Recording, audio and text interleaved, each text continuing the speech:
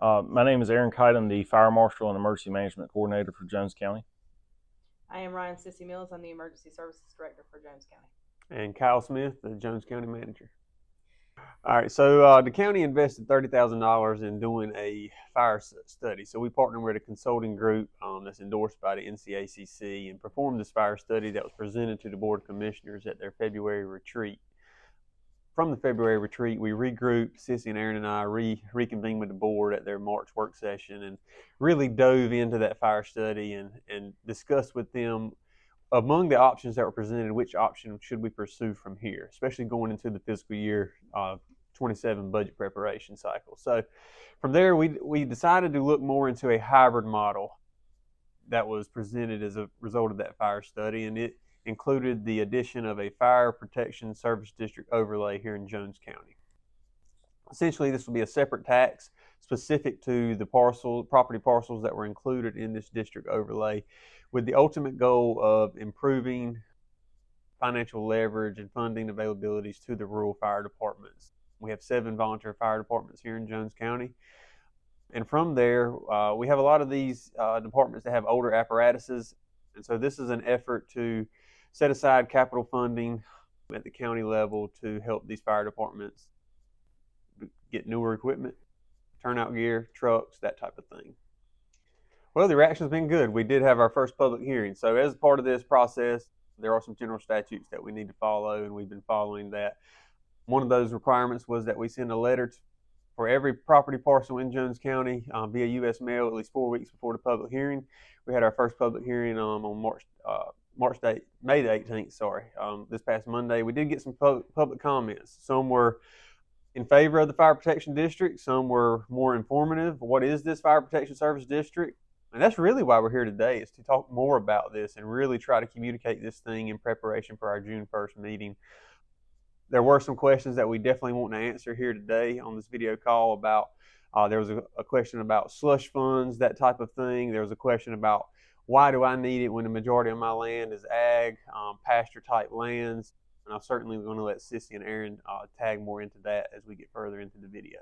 Well, let's start with the first question then. What is the proposed fire service district overlay? What is it?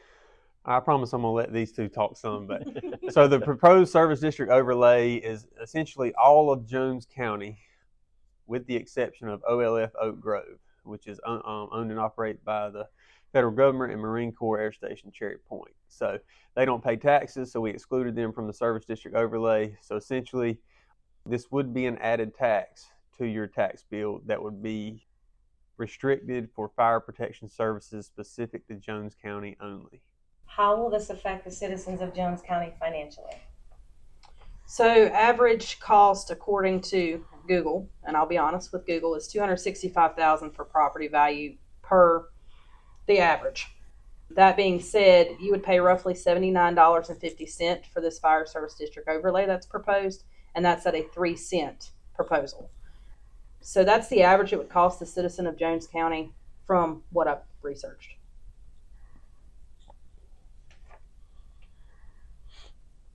Why is this tax being proposed if there's already a current fire tax in place? So that's a great question. So the 1 cent tax rate in the county can vary widely depending upon the fire district that you live in.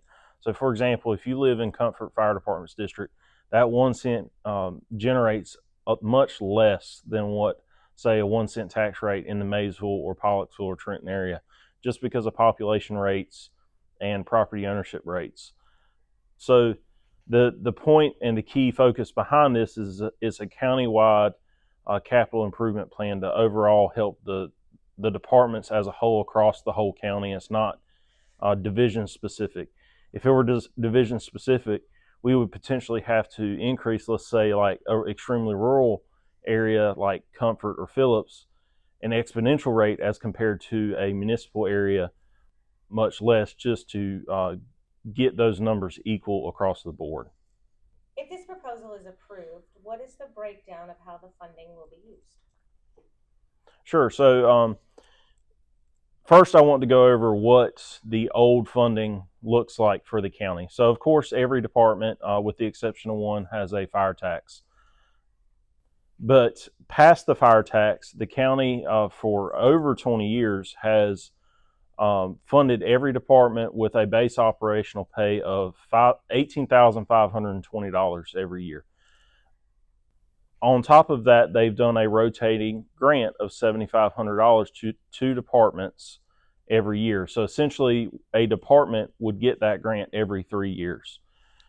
In addition, we also do a paper call, but the paper call is limited to only calls within your primary district unless the primary district department does not make the call for whatever reason, then the mutual aid department gets paid. So it can be a little complicated when it comes to payout on paper call. The new funding model shifts all that general fund allocation over to the new service district overlay tax. So it's taking the general fund appropriation away and it's putting it specifically on the tax. And it increases the operational payout to every department from $18,520 to $30,000. It removes the rotating grant, but I'll touch that here in a second. And it also implements a just over $43,000 statistical payout for runs. So how that's going to work is, let's say a department runs 17% of the calls within the county, they get 17% of the $43,000. So that kind of helps those departments that maybe are running a few more calls than others to pay for those fuel and those wear items on trucks and stuff like that. Now, talking about the rotating grant, the reason why we're getting rid of the rotating grant portion is that the additional funds that would be generated from that tax will be put into a commission fund. That commission fund will be managed by a fire commission that will be established once all this goes into place. That commission will have not only fire service leaders of the county, but also county leaders as well, county participants. We haven't fully set the framework on that yet, but it will have a dynamic leadership board a part of that. That commission will receive any request for funding from, let's say, Department A needs a new fire truck. They are requesting, let's say, 60% of that cost share from the commission. It will come before the Board of Commission or the Fire Commission. They will have to justify why they need that purchase, whether or not the truck meets the replacement time and replacement age.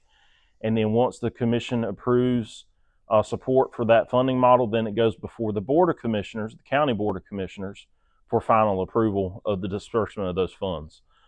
This is not limited to just one department. It's not limited to the extremely small departments, and it's not limited to the larger departments. It is open for all, whoever needs capital replacement of any item, whether it be equipment or trucks. That's what this is for. That's the ultimate end goal of this project.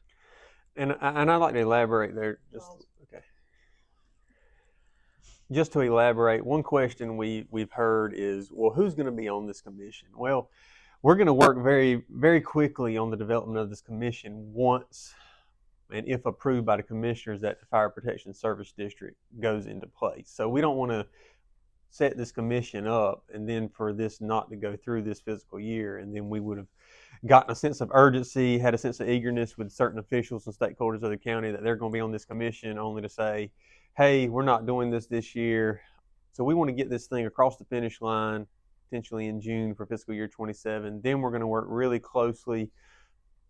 Administration is going to work with our Board of Commissioners and the Emergency Services Department to really work on diving into who's going to be a part of this commission and make these critical decisions for these financial needs of our fire departments. I also wanted to backtrack just a little bit. Aaron's been with us 2 years as the fire marshal. Sissy's been with the county many, many years. Longer than me, longer than Aaron, but she's been in her current role about 3 now. I've been in this role for about 4, and we've worked very closely with the commissioners, and the commissioners have done a good job of making steps towards financial improvements for the department. We talked a little bit about paper call / we're calling it run pay moving into fiscal year 27. We went from a $50 allocation per call to a $100 allocation a couple years ago. We also did give some flexibility with the fire tax that we talked a little bit about in the call earlier. So originally, all county, or I say originally, a few years ago, all the fire departments in Jones County had a 3-cent fire tax. There was no questions asked. It's just what it was. Now we've given flexibility with that. There's only one department that currently has that 3-cent fire tax in place. The others have actually increased that over time because everything's gotten more expensive. You know, the cost of living in general has gotten more expensive. Employee wages have gone up. Equipment's gone up. It costs more just to get equipment started once you turn that engine on. And that goes for all our departments. So giving them the flexibility that with that fire department, with the fire tax was needed. They are taking advantage of that. We certainly want to endorse and continue to support that and understand that that is also a continued viable financial option for our district fire departments.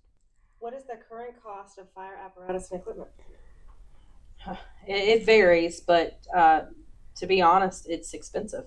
You're looking at one engine being approximately $500,000 to $750,000, and that is bare boned. That is nothing special. It's nothing that they pre-ordered. Essentially, that's just what you get. Cookie cutters, like what I call it. Breathing apparatus around $13,000 now, 10 to 13, depending on which brand you get. When I wrote a grant back in 2015, it was $4,500. So that's the increase you're seeing. Just to outfit one firefighter is almost $20,000 to $25,000 if you include a radio. We just purchased radios through a county allocation. Thank you to our commissioners for that, for all departments in Jones County, including law enforcement. We spent $1.2 million on 150 radios. So the cost of equipment itself is expensive. So we're trying to look to the future for that capital improvement process for these departments. So one thing I do want to mention, some people have asked for some hard set numbers. It's difficult to give hard set numbers depending upon what equipment every agency's running. To give you a little bit more of a hard set number, back in 2012, 2013, the department I volunteered with, we purchased a tanker and a tanker and an engine tanker together as what we called twin trucks. They came in at just over $500,000 for the purchase of 2 trucks. Now those 2 trucks would fall in the range of $800,000 to $900,000 for that purchase. You're looking at a true custom engine, fully outfitted at $1.2 to $1.3 million. We just recently had a department in the county buy a bare bones engine, a custom cab engine, for about $750,000. I know those numbers are all over the board, but that just kind of gives you an idea of where everything is at. And the reason why those numbers are across the board is because every spec on every truck can be totally different depending upon the engine you put in it, the pump you put in it. Everything affects the price of that truck. So it's really difficult to give somebody one solid price unless we have one solid spec across the whole county. Was there any voices, you had the first public hearing, were there any voices that were just against some kind of reasoning behind it so that you can get out ahead of maybe providing a response or a solution to something that somebody has brought to the table? I think one thing the county manager mentioned earlier, there were a few concerns regarding, well, I don't always need the fire department. I have land, and if it burns, then it burns. I'm not affecting anybody. One thing I don't think people realize a lot of the fire service is not just fire response. They're an all hazard response program. And what I say about all hazard response, it comes down to not only fire response, but technical rescue response, vehicle extrication response, first responder response. You know, I can throw about 50 more in the gamut. Water rescue, high angle rescue, that kind of falls into the technical rescue. But all of those specialties, when somebody calls for help, when somebody calls 911, they expect somebody to show up and somebody to help. They don't care what name is on the side of the fire truck, what t-shirt you're wearing, what you're wearing. They don't care if you're in work clothes or if you're in your pajamas. They just want help. When they call 911, that's the end goal. They want help. And we want to make it clear to everybody that it's not just about fire response. If you get in a wreck and you can't get out of your vehicle, they are the people that are going to come and render the aid and render the professional technical knowledge to get you out of that vehicle. And with that comes a lot of time by the volunteers and a lot of funding. Chief Jordan made a very good point during the public hearing. Fundraisers are great. Fundraisers do a lot, but I want to make it very clear that a lot of these, every single department in the county does a fundraiser. It's not that fundraisers are not happening. They are, but oftentimes the money made off of a fundraiser doesn't even cover the turnout gear for one firefighter. So just to put that into perspective, you're looking at, for a set of extrication tools, upward to 60, 70 grand for one set of extrication tools to help somebody get somebody out of a vehicle. So it's very important to understand fundraisers are great, and they're a great community tool. Not only are they a funding tool, they're a community interaction tool, but they do not fund the fire service anymore, and that's the unfortunate reality of this. I did want to point out that the proposed fire protection service district is in the manager's recommended budget for fiscal year 27. And I wanted to clarify the numbers and kind of the way that this is written out in that proposed budget. So we've already talked about $30,000 allocation with this specific tax. The proposed budget is a 3-cent tax. Now, this could go up, this could go down. Next year, the proposed budget could be a 2-cent service district tax. It could be a 4-cent service district tax. Of course, understand that Jones County has operated very conservatively in the past, and we are certainly taking that into account. The board has given me that vision and goal as a manager to make sure we operate in that nature. We're going to continue to do that. I also wanted to point out that what this will do, we talked about run pay, that's $43,900. That's going to be set aside from this 3-cent tax. We're generating just over $350,000 off of this 3-cent. A penny in Jones County is about $123,000. That's what a penny of revenue would generate off the tax rate. Now, that allows us to reserve about $90-something thousand this year. So the higher this tax, the more we reserve. The lower it is, the less we reserve. Who's to say it can't land somewhere in the middle in the future? That's of course going to be recommended by me to the board, but it could be 2.5. Of course, that would bring that reserve amount down. But the goal here is for that reserve pot of money to get higher and higher so that we can help tackle some of these real big capital needs. I also wanted to point out, I had a personal experience this past week related to fire department response in a traffic accident, not a fire. There wasn't a fire on scene, but these are volunteers that were on scene very quickly, and it's a humbling experience. We oftentimes are naive to the fact of, we're paying money into something, but maybe we don't have that need. And I hadn't had a need. I'm lucky, blessed. Hadn't had a need for a fire department for quite some time. But man, these guys are volunteers, and they really answered the call for me and my family the other night. And I can't extend a hand of thanks enough. There was 2 fire departments specifically involved here, but I know all 7 of our local fire departments would have done the same, and our neighboring partners. Not to go unnoticed, your RIMS, LOCOs, those fire departments, they also answered a call here in Jones County.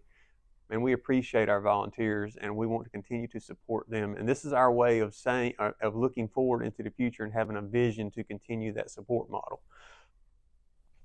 Certainly, the last thing I'll say is I had the privilege of attending the annual appreciation dinner that Sissy and Aaron put on for our volunteers, and of course the paid staff are also invited to that. But I want you to know that one of our volunteers got an award, our firefighters here in the county, for delivering a baby on the side of the road. So this goes well beyond a fire at your house, at your pasture, traffic accidents. These people do it all. And so Jones County is committed to continuing to support these folks, the fire chiefs, their captains, and other officials within the organization, and all the volunteers. So I just wanted to thank each and every one of them.